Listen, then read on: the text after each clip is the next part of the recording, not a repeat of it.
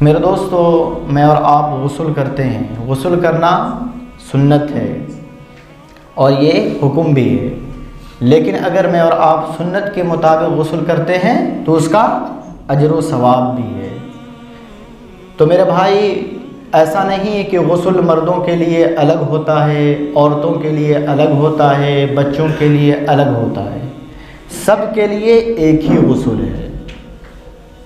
اور ایک بات یہ ہے کہ غسل کے درمیان میں کوئی بھی دعا نہیں، نہ غسل شروع کرتے وقت، نہ درمیان میں، نہ ختم کرتے وقت۔ غسل میں کوئی بھی دعا نہیں ہے۔ غسل میں سب سے پہلی چیز کیا ہے جو مجھے اور آپ کو کرنی ہے؟ غسل میں سب سے پہلی چیز نیت کرنا ہے کہ اللہ، میں پاکی حاصل کرنے کے لیے غسل کرتا ہوں۔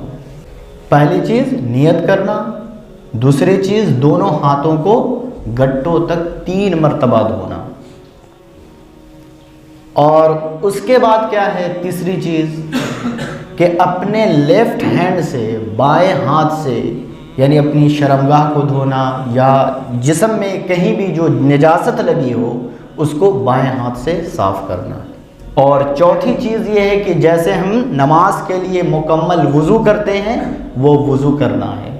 جب آپ غسل میں وضو کر لیں گے تو جو غسل کے 3 فرائض ہیں ان میں سے 2 فرض، یعنی منہ بھر کے کلی کرنا اور ناک میں پانی چڑھانا، یہ وضو میں آ جاتا ہے۔ تو غسل میں یہ چوتھی چیز کیا ہے؟ مکمل وضو کرنا۔ اور نمبر 5، سر سے پانی بہانا، یعنی کوئی بھی جگہ ایک بال کے برابر سوکھی نہ رہے۔